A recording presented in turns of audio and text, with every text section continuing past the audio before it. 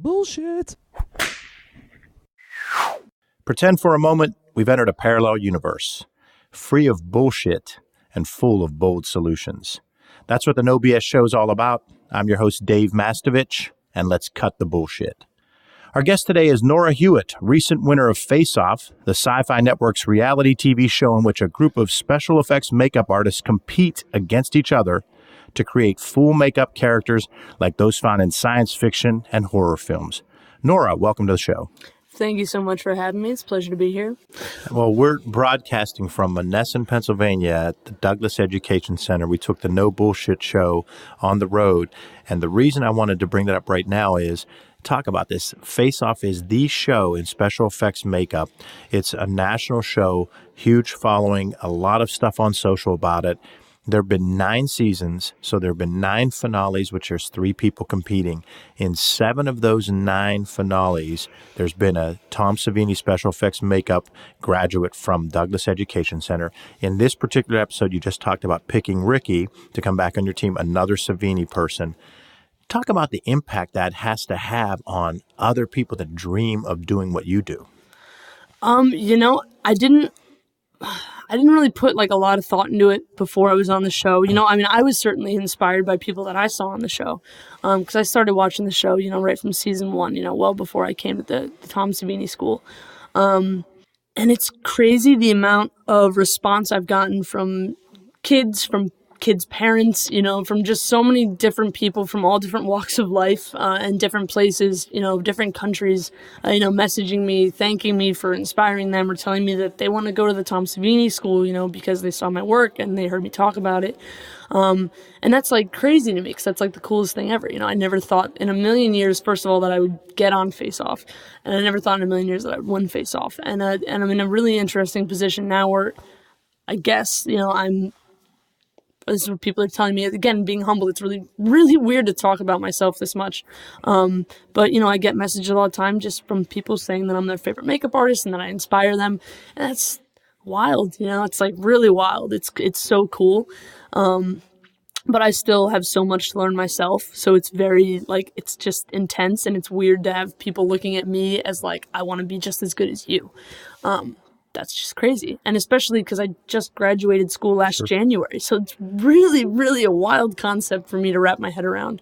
But it's amazing, because if I hadn't had people like Tom and Greg Nicotero and Howard Berger and Robert Kurtzman and Rob Bottin and Rick Baker and Dick Smith, and just I could go on and on and on about, makeup artists that inspire me. But, if I hadn't had those people and seen those films or seen their work, I wouldn't be inspired to do what I'm doing now. So I think that no matter where, because some people out in the industry will talk, about the show and they think it's bullshit, which I understand. I understand where they're coming from. People see the show and they think they can get things quick and cheap and it's easy. And, you can't have all 3 of those things. It's never easy, quick, or cheap. You get 2 of those things. You don't get all 3. Exactly. You know what I'm saying? So for me, I really wanted to put my best foot forward and represent myself well on the show because I knew that potential employers would maybe be watching.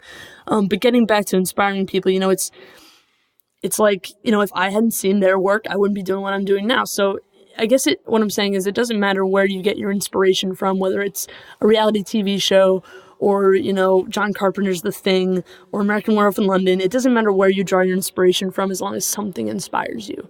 And you're being an inspiration to others, and I'm going to come back to that in a second, but first I have to have another where we're connecting here. In my space in marketing, I've always said, especially in the early years when it was big, is the Celebrity Apprentice and the Regular Apprentice was bullshit. Because in our space, they'd go and say, we're going to go create a major ad campaign. And they'd bring in someone like me, but at that New York City firm.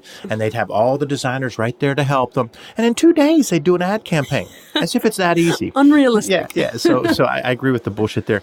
But you're inspiring people. But talk about the time during the show, there was one challenge when you were really struggling.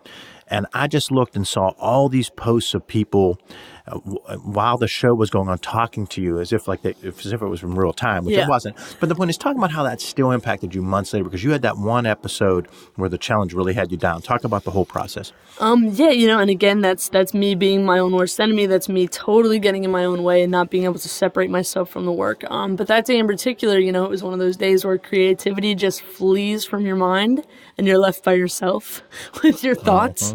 That one challenge, and I was super excited for it. It was, we were down to like the final 6. And it was just me and Stevie were the only 2 girls left. I was like feeling really good about this. It was a cool challenge. I got, a cool subject matter that I totally was into. And I was like, this is going to be great. I'm really excited about this challenge. It was a focus challenge about toxic, I had toxic pollution. It was about an extreme environment that would change the, biological makeup of, the human being after, 200 years of evolution or something. So I had a really cool concept. I could see the sculpt in my head. I could see the makeup in my head. I could see what I wanted it to look like. And then when I started touching the clay and I started working on it, it was just a total disconnect from my hands and my brain. They were not communicating, and I was just like, shoot, damn. Because with a focus challenge, unlike a spotlight challenge, you're only getting 2 days. So you're getting 10 days or 10 hours on the first day. So you pretty much have to sculpt and mold your piece. It's got to be done. It's got to be sculpted and molded in that 10 hours, because the next day you're applying and painting. So time was really of the essence. And I think that's the other thing. You're competing against yourself and that clock, because that clock doesn't stop for anybody.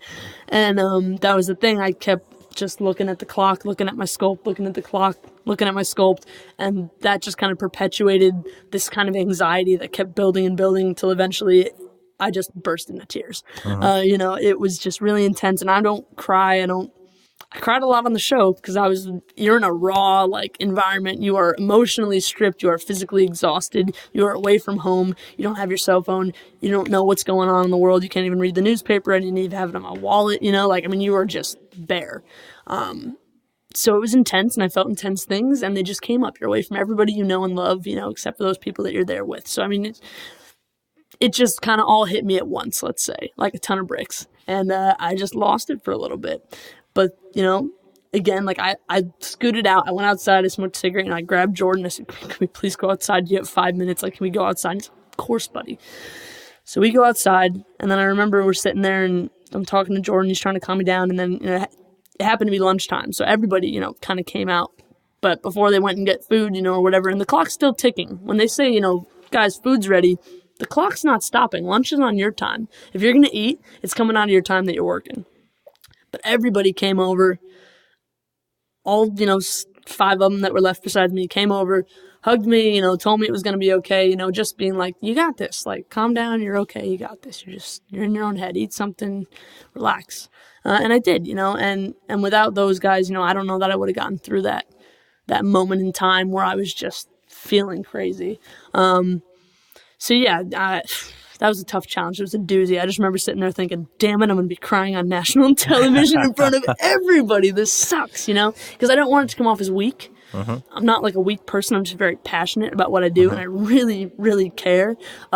So it was just sheer panic, I think on those reality shows, we as viewers often don't remember that you're stuck there from the outside world, and you're often tired and hungry, and just kind of only half joking, but a good night's sleep and food can change your whole creative process. You know it, man, for sure. We basically all took melatonin every night, and would try to get a good, solid 8 hours of sleep or whatever.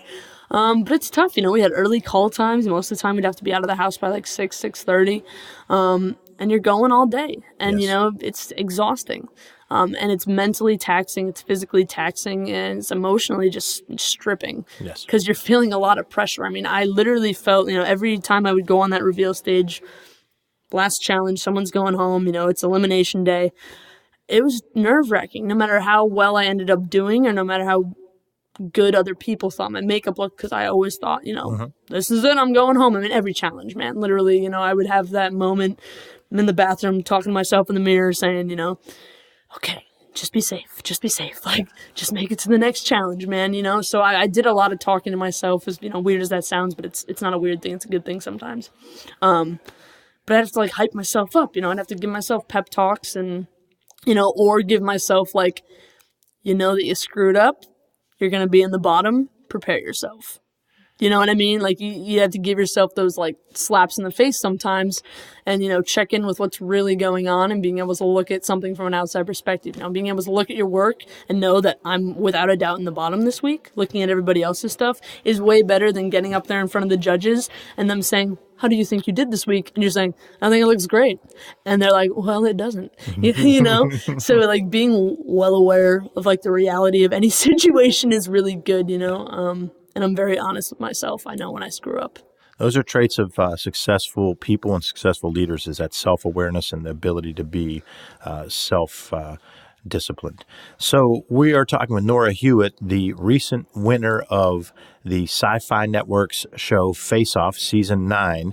And it is the No Bullshit Marketing Show. So I want to talk about our definition of marketing at Mass Solutions and then ask you how you feel about that. So when we talk about marketing, we say clearly defining your target audience. So when I look at the show Face Off, they're clearly defining their target audience as people that would enjoy the creative stuff in movies and that would enjoy the horror genre, the scary movie genre. So they're drilling that down. So not everyone's going to watch that. Not everyone's going to like Celebrity Apprentice. You have a target market. So that's the first thing you do with anything in marketing is you drill down that target market. Then the second thing you do is you go out and talk to them.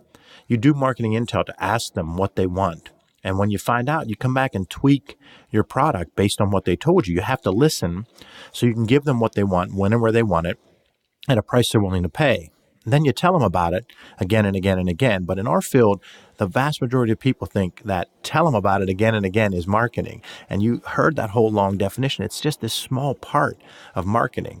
So with that definition of marketing given to you, tell me what your most memorable or most amazing marketing or messaging success has been throughout your career of the creative work you've done.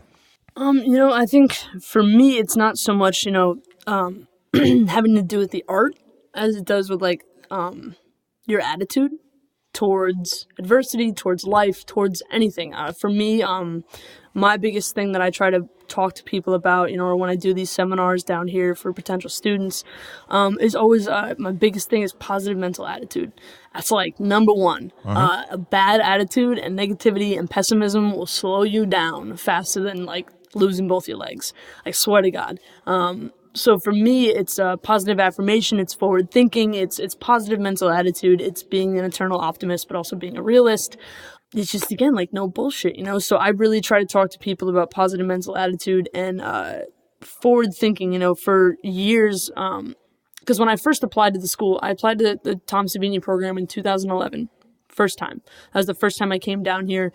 Didn't tell my parents I was coming down. Me and my buddy, he wanted to look at a gunsmithing school in Pittsburgh or something. We rented a car and we drove down here. I didn't tell my parents. But I was like, I got to see this school so that I can figure out how to pitch it to them so that they're going to be on board to help me out. So I was strategically like just kind of, let me see it first before I decide to bring them down here because I was going to try to have them like financially help me out with college, So I came down here, I saw the school and it just like blew my mind. It was like immediately I felt like this is where I need to be. This is where I belong. But I remember when I left, I had my visitor's pass on still. Like I accidentally, I had my jacket on. I forgot to take it off.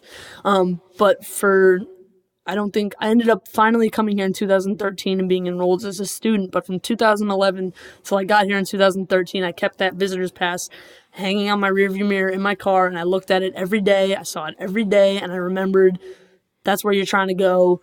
That's the goal, when you're putting money away or when you're working on a sculpt, before you get there, like this is what it's going towards. So for me, it's just envisioning your goals, like setting goals, completely crushing them, but like the whole time keeping the finish line in sight, like you got to think forward, you got to think positively. And as corny as it sounds, like probably like looking at that visitor's pass every day, like I feel like in some way got me here. Thinking about it that much, putting that much positive energy into it, even though it wasn't something that was physically happening right now, like helped me excel and do better when I got here because it is all I'd been thinking about for years. You know what I mean? Does that make sense? It makes a lot of sense. So thinking about you in 2011, now there's thousands of people that are you, but it's 2015 and there's 17, 18, 19, 22. they've shown that they enjoy creativity. So we want to get them working in the creative field. That's one of the things that I stress to people that I know is do stuff that you love, because then it's not work. So what do you say to them who right now they're lacking the confidence like you were? You almost didn't do the show. Think about it. You almost didn't do the show. Right? So what do you tell that person who's in the shoes you were in 2011? What specific thing? I know the positivity, but what would you tell them right now when they're like afraid to even try something? Well, what's the point of being afraid of trying something? You're either going to fail or you're going to, do really well. And there's like no shame in failing. That's like what it's all about. That's how you learn. That's how you grow as a person. You take your experiences and you build upon them and you try not to make the same mistakes that you did. It's like learning from the past. And, we wouldn't have anything to learn from if people didn't screw up. So, there's like no shame in screwing up. I have totally screwed up molds and paint jobs and prosthetics and, other things that aren't related to special effects, personal relationships or jobs or, screwed up a drink at work or whatever, like we're human and we mess up and we're not perfect and we're not finite and we're not like these ethereal beings, like we're very subject to screwing up royally sometimes. And that's okay. That happens, sometimes you do things that are like unforgivable, but at the same time, like, my biggest thing is shit happens. Like I say that all the time. And you just got to keep going. And if you screw up, do whatever you can to make it better, make amends to who you need to make amends to, or make amends to yourself, But anybody out there that's feeling like self-doubt or just feeling like I can't do this or, whatever, like that's a bullshit attitude. Pick yourself up by the bootstraps. Sky's the limit. If you put your best foot forward, if you put 110% into it, it's not always going to work out exactly the way you planned. But it's going to work out a lot better than not trying. Like you can fail, you can succeed, or you can do absolutely nothing. And I'd rather take a risk than sit on my ass and be safe my whole life. Great tip, great advice from Nora Hewitt, who is mature, way beyond your years, a true inspiration to anyone out there listening. And she's the winner of season 9 of Face Off. But now she's got to keep calm and hit the bullseye, because we're moving into our pop culture segments. I'm going to ask you to choose between 2 messaging classics. You tell me which one you like more, but you only have a few seconds to choose and hit the bullseye. Are you ready? I'm so ready. Let's do it. All right, let's start off with a couple of movies. Alien or The Thing? The Thing. Xbox or PlayStation? PlayStation all day. Doritos for the bold or Lay's Bet You Can't Eat Just One? Lay's Bet You Can't Eat Just One. The Office or Parks and Recreation? Parks and Rec. Ooh. I'm a Mac or I'm a PC? Mac. You're not you when you're hungry, or nobody better lay a finger on my Butterfinger? You're not you when you're hungry. Progressive's Flow or Jake from State Farm? Partial to Flow myself. Progressive all day. Okay. So now I'm thinking of Floyd Mayweather at that fight because he brought the Burger King with him. So the Burger King or the most interesting man in the world? Most interesting man in the world. American Horror Story or The Walking Dead? Oh, God. Horror Story. American Horror Story. Ah! All right, we're going to go back and let you defend each one. You went with The Thing over Alien, right? Mm-hmm. Okay, so what made you call it? Was it a tough call, though? It was a tough call. I'm a sucker for Kurt Russell. So I love The Thing. John Carpenter's a genius. But also, like, oh, God. ADI usually, I believe, did the makeup for The Thing. No, not The Thing. Sorry. Backtrack. Totally screwing up. I'm going to defend The Thing because, first of all, we just watched that movie like 2 days ago. Not for the first time or anything, but just, again, it's like one I watch all the time. But the effects are just amazing, and that movie's really interesting because it's like an all-male cast. There's no females. If you look at that movie, it is an entirely male cast. You've got Sigourney Weaver and Alien, totally kicking ass. Love the strong woman thing. But The Thing was just a really interesting movie. I love all the makeup, and I love the like male camaraderie, and Kurt Russell again. Just Kurt Russell wins all day. You love him. But you went with PlayStation without a doubt, right? I did, yeah, because that's what I grew up on. So for me, that was just like, I know how to work that system. I like that system. I dig the games. My brother is an Xbox guy, though, so we don't see eye to eye on that. But yeah, for me, it was always PlayStation. They got me early. Well, these are 2 great campaigns, Doritos for the bold and Lay's Bet You Can't Eat Just One. Give your rationale for why you made the choice. While I probably enjoy eating Doritos more, I think that Lay's was more successful in their marketing. That company's been around forever. It just sounds better. It rolls off the tongue better than bold for Doritos. I don't know. Now, in the pre-show, I said, just give you some thought about these, and you said The Office or Parks and Recreation was going to be tough. What was the deciding factor? Honestly, it's like which one makes me laugh more. and Parks and Rec. I mean, I love The Office, and I saw The Office first, but then I saw Parks and Rec, and like every character on that show is such a character. Same with The Office, though, so that was really a tough one. But Ron Swanson just kills me. Like all day. Like Nick Offerman is amazing. Yeah. I don't know if you've seen his stand-up, but it's absolutely phenomenal. So he just kills it for me. Bacon in America all day. Both shows are great storytelling shows. They have someone on there for everyone. You can either laugh at someone you think is a buddy, or you can go, oh, that may be a little bit of me. Then you went with, not surprisingly, being a creative, you went with a Mac, right? Okay. Great campaign, though. I'm a Mac, I'm a PC. I always laugh. I tell other guests about that campaign. It's one of my favorite of all time. They bring that bloated, old-looking guy and the hip dude. So, and then You're Not You When You're Hungry, or Nobody Better Lay a Finger on My Butterfinger. And you and I talked about how when you're hungry, it changes you from a creative standpoint. But talk about why you chose what you chose. Marketing-wise, I always think back to like their commercials for it. And the commercials are great, and they like it's like iconic, like you know it right away. And also they've got like some really amazing people. Like I think Robin Williams did like a Snickers commercial before he passed away, and like they seem to have like the right people doing the commercials. But iconic, you see that commercial, you hear that line, and you immediately know that they're talking about Snickers. Yes. So then we go with a seasoned veteran, Progressive's Flo, or the new hot Jake from State Farm. Flo's got the character. Those commercials are funny. They're little stories in and of themselves, and she's a hoot. And I've actually seen her, like, regular acting. I watched a movie and she was in it, I think, or a TV show, but I was like, holy crap, it's Flo from Progressive. Like, no way. And I have Progressive for my insurance, so I might be a little biased. That's an easy one then. Okay, and then you went with the most interesting man in the world, but wasn't it crazy when they paid Floyd Mayweather for that big fight to have the Burger King standing by? And I love Burger King, and I think the Burger King commercials are hilarious. Like, I enjoy their marketing ploy. But I think that a lot more people enjoy the most interesting man in the world. You're like, who is that guy? You know, like, but I want to Dos Equis. He's really bad right now. Going with that one. Then you really struggled with the last one, American Horror Story or The Walking Dead. Tell me about it. Let me tell you why this was so hard. Because first of all, Walking Dead, love it.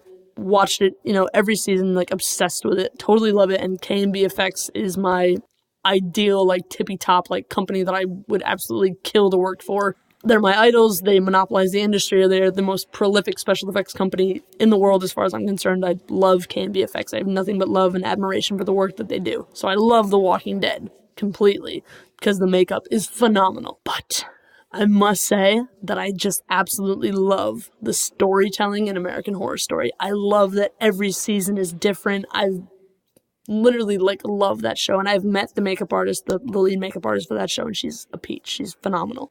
But I think the storytelling gets me more on American Horror Story. Not to mention this new season that's out. Talk about pushing the envelope. I'm into it. Blood for days. The whole first episode was just gore after gore effect after gore effect, which I loved. But it's the same thing with The Walking Dead. They're just shooting zombies the whole time. So that one was really tough. You got me there. I have to give credit. I have 3 sons, and my middle son's name's Brevin. And when I do the prep for an interview, I'll often say, here's who my guest is. Here's what I'm thinking of doing the Hit the Bullseye, or here's what I'm thinking of doing the Sights and Sounds for. He comes back and he says, you have to make one of the Hit the Bullseye, American Horror Story, or The Walking Dead. So Brevin gets credit for that. No, that's probably one of the best, which one, questions I've heard in a while, because that was tough. I love K&B. Howard, if you hear this, don't take it personally. You either, Nick. Great Katara, I'm sorry. But yeah, Horror Story, though, I've just been obsessed since it started. It's so cool. Such a cool idea. And I love that they recycle the characters, but they change the plot and the situation every season, but they're somehow all connected. It's kind of messing with your head a little bit. I dig it. Good stuff. Let's move into our second pop culture segment. This episode's Sights and Sounds of Marketing focuses on the year 2011 for a couple of reasons. It's the first time you visited Douglas Education Center. That changed your life and the lives of so many people with your successes. And we also have been talking to you about your winning season 9 of Sci-Fi's reality show Face Off. And 2011 was the year of the first season. So that show continues to grow in popularity. And I'm going to say it again, Face Off has a special place here in Western Pennsylvania because Douglas Education Center's Tom Savini Special Makeup Effects Program is where Nora honed her skills, plus 7 of the 9 seasons included a Douglas/Savini student in the finale of Face Off. And they even call you guys Savinis, right? They do, yep. Now, how cool is that? A national show is calling the people from this school Savinis.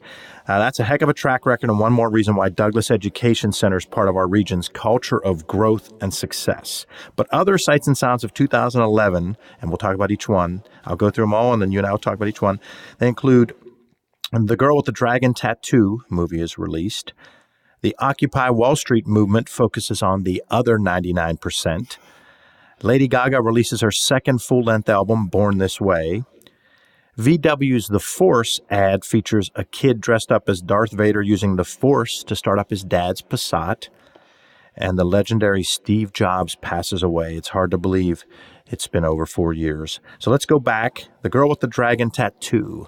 Tell me about it. What are your thoughts? I loved that movie. So The Girl with the Dragon Tattoo was originally a novel, a series of 3 novels written by a Swedish author. And actually, I believe that those books didn't actually get brought to press like so many other great writers till he died. And I'm pretty sure that he died and someone else actually turned in those books as like a manuscript or something. I could totally have my facts wrong, but I've heard this before. But basically that was an Americanized adaptation of a Swedish novel that had been turned into a Swedish trilogy. And the Swedish versions are so brutal, and it's awesome. Usually European movies, for whatever reason, can get away with a lot more than we can here in the States. They really push the envelope, and you're going to see things in European films that you're not going to see here overseas, on stateside. But Girl with the Dragon Tattoo, Americanized adaptation from the Swedish version, totally kick-ass. Rooney Mara killed it. That movie was awesome, but seeing like the Swedish version and then seeing the Americanized version, I was very satisfied with both, which usually it'll be one or the other. But I really thought that they did a great job. How were the special effects, the makeup? How was that stuff? They were good. For the makeup in that, it wasn't so much like what you would think. It wasn't monsters. Mm-hmm. It was beautiful, subtle makeups. She obviously has a lot of tattoos, Girl with the Dragon Tattoo. So all of her tattoos and her piercings and her little scarifications, that's all makeup. And it's all beautiful, subtle, hyper-realistic stuff. The tattoos we do with transfers these days, which is basically like a really high-end temporary tattoo. We like laser print them and you have to go in and, kind of dole them out, put a little something over top of them to make them look sunken into the skin, things like that. So all of the tattoos in that movie that she had were, I believe, makeup effects, which they all came out beautiful. There's also a scene where she's like carving into this guy's stomach, just like he's carving a like rapist pig or something onto his stomach. And that's, all practical effects again, and so the makeup in that movie, there was a little bit of, blood, a little bit of this, but it was mostly really subtle, beautiful character makeups, which I can really appreciate. I love that stuff. I love when you're looking at something and you have no idea that you're looking at that much makeup. It just looks like a regular person. I really enjoy that sometimes more than the big crazy monsters, actually. Occupy Wall Street, the other 99%. What are your thoughts about that messaging? That, that was cool. Anytime there's like, especially like now, because I know people think like, oh man, 60s and 70s where it was at, all the protesting and this and that. And it's like, guys, we have just as many social movements happening now. Every generation's got different social movements and different things that are happening. And maybe right now they don't seem that exciting. But guess what? Like Occupy, whatever, is going to be in textbooks and they're going to learn about it in 10 years or whatever. You know what I mean? So no matter how like trivial or how much you don't agree with something, like it's history and it's happening right now or back then. And I remember Occupy. I was living in Providence at the time, and the Occupy Providence people were all posted up in Burnside Park, which is literally right across the street from the bar that I worked at. So every time I'd go out for a smoke or leave my shift for the night, I'd see them out there, they're just kind of all hanging out. I don't know if Occupy necessarily had the impact that it was originally supposed to. I don't know if people didn't take it seriously the whole time. I believe that some Occupy groups were doing it 100% the right way, and then some Occupy groups might have just been hanging out. You know what I mean? And you're going to get that with any group. There'll be the radicals that take it really seriously and live for it and burn for it, and then you get the people that are just kind of like there for the ride on the bandwagon, like, yeah, screw the 1%, man, but you got to be able to back it up. Well, the messaging's strong. The other 99%, the whole Occupy Wall Street. Oh, yeah. Just catchy. I dug it, man. I dug it. I'm all about it. It's good messaging. So Lady Gaga, where do you weigh in on her and the album Born This Way, which came out in 2011? Personally, don't listen to a lot of Lady Gaga. I listen to anything that's not on the radio right now. That's like my rule of thumb. Okay. If it's not on the radio, it's good. Listen to it. But my roommate, Dan, who I lived with in Providence for several years, I fondly remember when that CD came out because he would not stop singing it. Born This Way, he loved it. I remember we'd go to the gym and he would run on the treadmill and dance and sing this song. He's really flamboyant and ridiculous and great. But I do remember when the album came out because I had to hear it a lot. What do you think of her as an artist, because she's beyond just the music? Yeah, she's an image, she's got attitude and she definitely has some radical ideas. I enjoy her. It's not that I don't enjoy her music. I just listen to like The Animals and Cream and like old stuff, like Bob Seger, like dad music. But Lady Gaga's really cool. I dig her style. I dig her message. She's definitely done a lot of really awesome things like for the gay community and the LGBT community. So I'm right there with her, like more power to you, sister. So she's awesome. And not to mention, she is doing a phenomenal job as like the leading lady in the new season of American Horror Story that's out right now. She's totally killing it. Wow, you pulled that back. That was sweet, like that? Man. I'll tell you what, that's a no BS relative. move there. No BS move. So the Force ad premiered in the Super Bowl that year. And it's the VW ad that has the kid dressed up for Halloween and Darth Vader, and his dad's in the kitchen pushing the automatic start and turning the automatic start. And it showed, like, as a dad, it was great for me from a standpoint of defining the target markets and drilling down. Any grandfather or dad or mom and grandmother could relate. Plus to an experience like that. Yeah. Plus totally. Kids that are teenagers can remember back when they were 10. Their parents doing stuff. For example, my dad, that perfect example, actually, my dad, great guy. And when I was little and when my brother was little, we're 4 years apart. So this probably stopped, after a while. But I remember first couple Christmases that I can remember, my dad used to literally go up onto the roof and make hoof prints and sleigh marks with skis on the roof.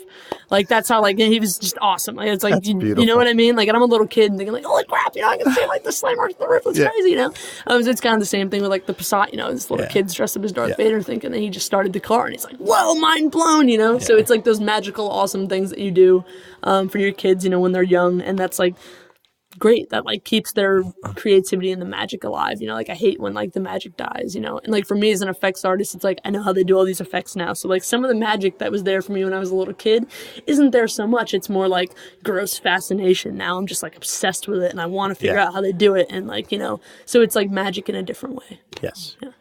Well, you said you're the Mac. When we said I'm a Mac or I'm a PC, so that 2011 is when Steve Jobs passed away. Your thoughts? Mac is like, for me, I thank Steve Jobs because I can't use a PC to save my life. Mac is really accessible for someone like me who is like really bad with technology. And I'm not going to lie, I don't know a lot about Steve Jobs because, again, I don't even own a computer. That stuff's not really my thing. But I do know that the world, was greatly impacted by his passing. Well-respected man and revolutionized, stuff in the technological industry. There'd be a lot of things that we don't have today if Steve Jobs hadn't figured that stuff out. Mac wouldn't be Mac. So. Talk about a creative person. Absolutely. So, Nora, how can listeners contact you if they'd like to learn more about what you do and what you're up to? Yeah, well, I'm as much as I'm not into the internet, I'm all over it. So, my Facebook, my personal page is maxed out right now, which like blows my mind. So I'm trying to filter through and like free up some space on there. But I do have a work page / fan page that you guys can check out. It's, if you go on Facebook, it's just Nora Hewitt, SFX, and my page should pop right up. I've been trying to keep it updated with new work and, work from the show. So yeah, Nora Hewitt Special Effects page, or SFX. You can find that on Facebook. You can also follow me on Instagram. My handle is badfishsfx. And I'm on Twitter, and Twitter's just my name, no alias. It's Nora_Hewitt. So I'm all over the internet, guys. Find me. I'll find you. It takes me a while to respond sometimes because I'm still backed up from like, the finale 2 weeks ago. But I do check all my stuff myself. It's not somebody else running my pages. So if you send me a message, it might take me a little bit, but I will read it and I will respond. We'll make it easy for them. We'll have that stuff up on the show notes for today's show. So, Nora, thanks for being on the show. This was really fun. Oh, no. Thank you so much. It was a pleasure. I'm really enjoyed it. Thanks. So thank you, our audience, for joining us for the No Bullshit Marketing Podcast. Visit boldsolutionsnobs.com for those show notes I mentioned, plus additional marketing and messaging resources. Sign up for light reading. It'll give you strategies every other week to improve your messaging and maybe even shine some bright ideas for you. It's quick. You can read it in 2 minutes or less. To sign up, visit masssolutions.biz. And lastly, remember, ask yourself, what's the big idea? And build your story around the answer. It's all about